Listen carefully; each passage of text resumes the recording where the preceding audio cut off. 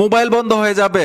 আগামী 16 ডিসেম্বর থেকে দেশের সকল প্রকার আনঅফিসিয়াল মোবাইলগুলো বন্ধ করে দেওয়ার ঘোষণা দিয়েছে সরকার।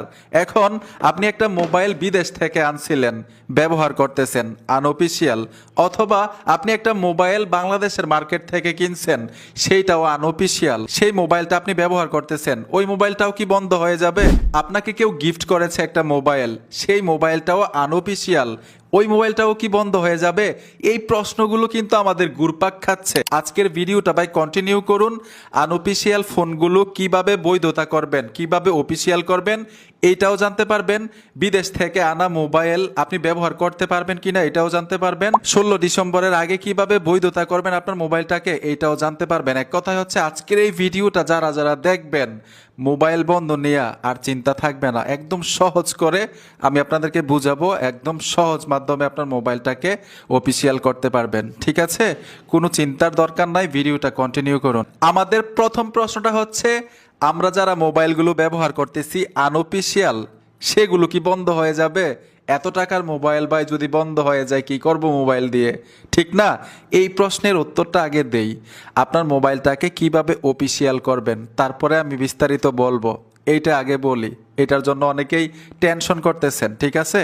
সঠিকটা হচ্ছে এই, আপনাদেরকে সহজে বোঝাচ্ছি। বর্তমানে যারা আনঅফিসিয়াল ফোন ব্যবহার করতেছেন তাদের ভবিষ্যৎ কি হবে? বর্তমানে যারা ব্যবহার করতেছেন, এখানে স্পষ্টভাবে লেখা আছে, বর্তমানে NEIR সিস্টেম চালু হওয়ার আগে যারা আনঅফিসিয়াল অবৈধ মোবাইল ফোন ব্যবহার করতেছেন তাদের হ্যান্ডসেটগুলোর ক্ষেত্রে সরকার ব্যবহারকারীদের কোনো ভোগান্তি না দিতে বিশেষ ব্যবস্থা নিয়েছে। বুঝছেন?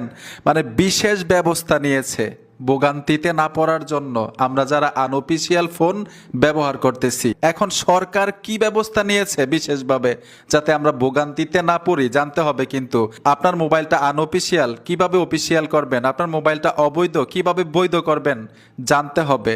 আপনি যাতে ভোগান্তিতে না পড়েন সরকার কিন্তু বিশেষভাবে ব্যবস্থাও নিয়ে রেখেছে। এর জন্যই বলছিলাম টেনশন করার দরকার নাই। এই প্রশ্নটাই কিন্তু সবার মাথার মধ্যে ঘুরপাক খাচ্ছে। হায়রে বন্ধনী হয়ে যায়, হায়রে বন্ধনী হয়ে যায়, এত টাকার মোবাইল। আসেন কি ব্যবস্থা নিয়েছে আমি সঠিকটা আপনাদেরকে জানাই। এখানে স্পষ্টভাবে লেখা আছে, সরকার ঘোষণা করেছে যে ন্যাশনাল ইকুইপয়েন্ট আইডেন্টি রেজিস্টার মানে NEIR সিস্টেমটি চালু হওয়ার পর ধরুন 16 ডিসেম্বরের আগ থেকে যারা মোবাইল নেটওয়ার্কে যুক্ত আছেন, মানে 16 ডিসেম্বরের আগ থেকে যারা মোবাইল নেটওয়ার্কে যুক্ত আছেন, অলরেডি একটা সিম ব্যবহার করতেছেন আপনার মোবাইলটার মধ্যে, এইটাই বুঝাইছে। কিন্তু যারা যুক্ত আছেন তাদের